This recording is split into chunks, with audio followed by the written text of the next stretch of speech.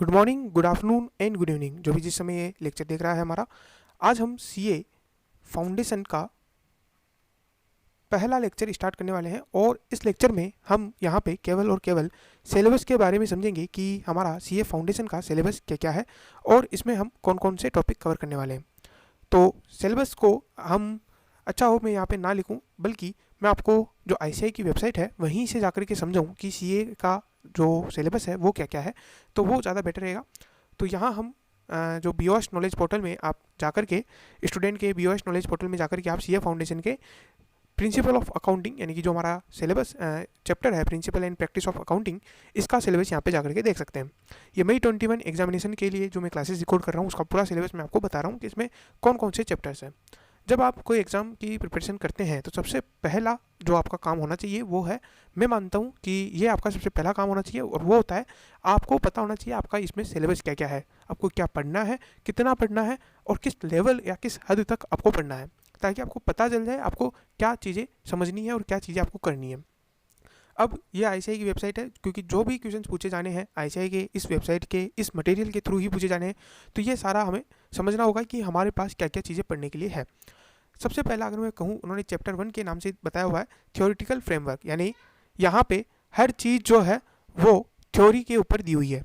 यानी unit 1 unit 2 से लेकर के यूनिट 9 तक जो सारे के सारे जो हमारे पास यूनिट्स है वो सब थ्योरी बेस्ड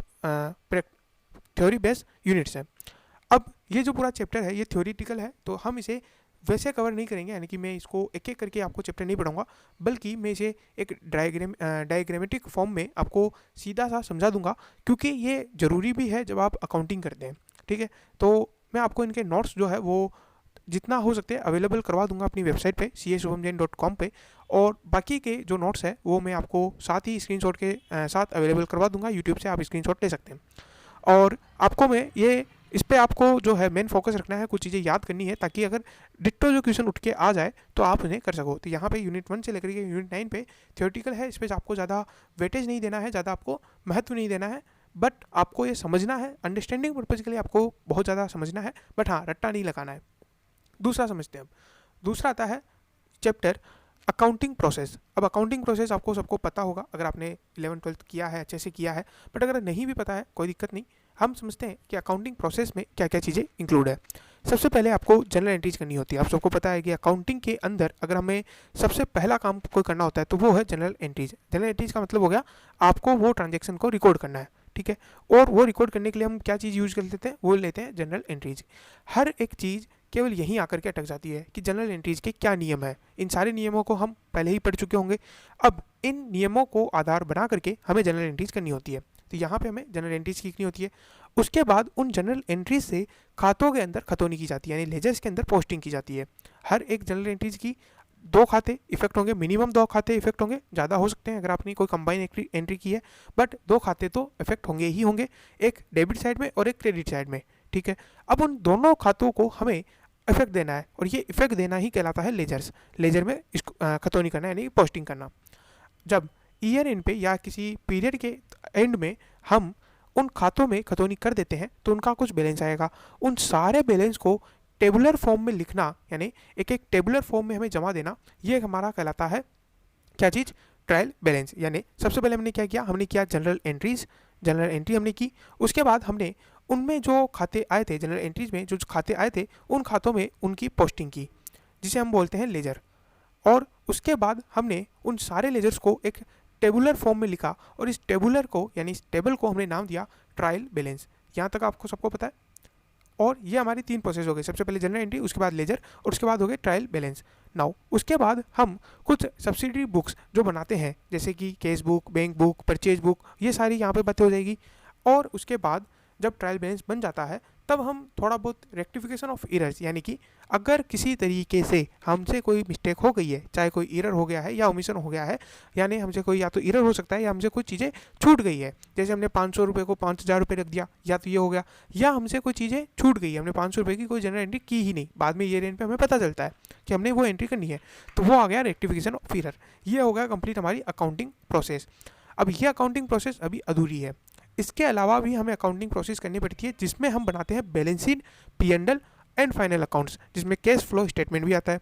ये आपने 12th के अंदर सीखा होगा। अगर आपने नहीं भी सीखा है, मैं यहाँ पे आपको हर चीज़ बताऊंगा। ये सारी चीज़ें होती है फाइनल अकाउंट्स बनाना। तो यहाँ पे आता है final accounts, preparation of final accounts, जो कि चैप्टर 7 के नाम पे दिया गया है। बट मैं आपको ये बताता हूँ कि ये मैं उसी के साथ ही इंक्लूड करने वाला हूँ कि जहाँ पे आप ये चीज़ें कर रहे हैं, ताकि आपको इन कंटिन्यूशन समझ में आए।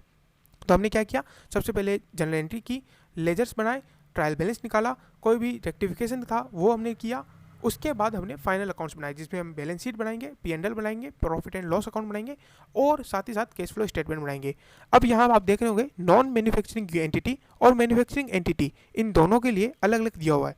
तो यहाँ फ़र्क क्या पड़ता है, जो नॉन मैन्युफैक्चरिंग एक्टिविटी है उनके लिए हम ट्रेडिंग अकाउंट नहीं बनाते हैं, क्योंकि वो लेकिन जो मैन्युफैक्चरिंग एंटिटीज़ है उनके लिए हम ट्रेडिंग अकाउंट अलग से बनाते हैं, जहाँ पे वो परचेज को, रॉ मटेरियल को कन्वर्ट करते हैं और वहाँ हम ग्रॉस प्रॉफिट भी निकालते हैं। तो ये सारी थोड़ा सा डिफरेंस हो गया। उसके बाद 12th से रिलेटेड हमारे पास दो अलग से चैप्टर है। एक चैप्टर है पार्टनरशिप अकाउंट, और आपने पार्टनरशिप में पढ़ा था, सारी चीज़ें हमने यहाँ पे वापस से कवर करनी है। सबसे पहले हम उसका इंट्रोडक्शन देखेंगे। सेकंड नंबर पे हम वहाँ देखेंगे अगर कोई नया पार्टनर आता है तो क्या होगा, अगर कोई पार्टनर यहाँ से रिटायर हो जाता है या डेथ हो जाता है तो उसमें हम क्या करेंगे। उसके बाद आता है कंपनी से रिलेटेड अकाउंट्स, यानी कंपनी के रिलेटेड आपको कौन कौन से अकाउंट है, यानी कि मान लीजिए आपने जो इशू किए हैं कंपनीज के शेयर्स, उनमें हमें क्या एंट्रीज करनी है, और जब आप डिबेंचर्स इशू करेंगे उसमें हमें क्या एंट्रीज करनी है। तो हमने यहाँ पे कुछ चैप्टर्स देख लिए। इनके अलावा आपको बैंक रिकन्सिलेशन स्टेटमेंट और इन्वेंट्रीज का कुछ और जो एक नए चैप्टर्स है वो आपको देखने हैं। इसके अलावा डिप्रिसिएशन, ये मैं इनको बोलता हूँ special chapters, bank reconciliation statement, inventories और डिप्रिसिएशन। और उसके अलावा कुछ स्पेशल ट्रांजैक्शन जो आपने हो सकता है शायद 11th और 12th के अंदर ना पढ़े हो, अलग अलग स्टेट बोर्ड के हिसाब से ये चीज़ें चलती है, तो हो सकता है आपने पढ़े नहीं हो सकता है आपने पढ़े हो।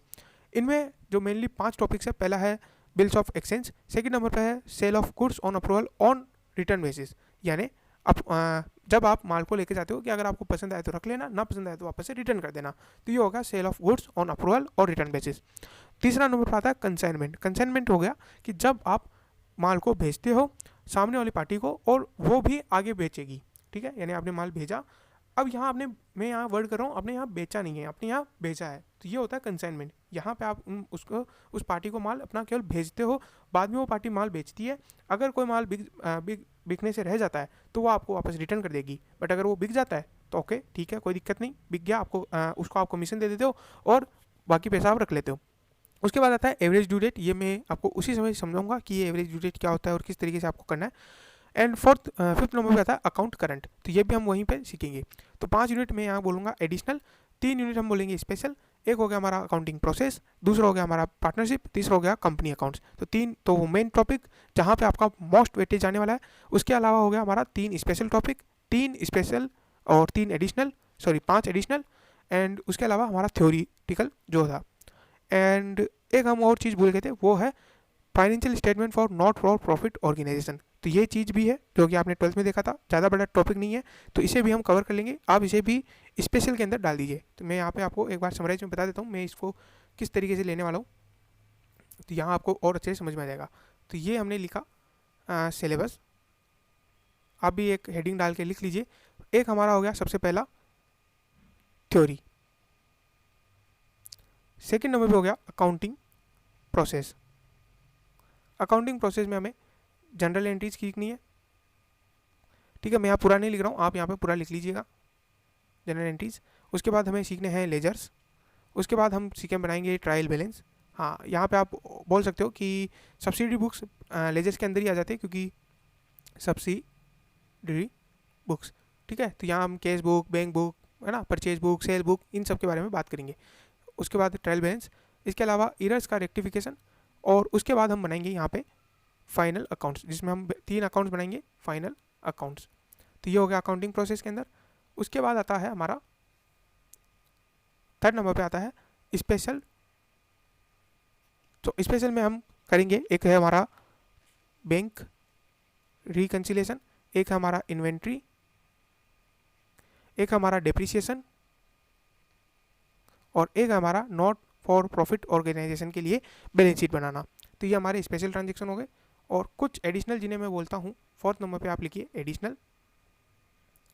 एडिशनल का मतलब हो गया वो वाले टॉपिक जो आपने 11th-12th में नहीं पढ़े होंगे, अगर किसी भी स्टेट बोर्ड में छूट रहे हैं तो मैंने उनको एडिशनल में डाल दिया है।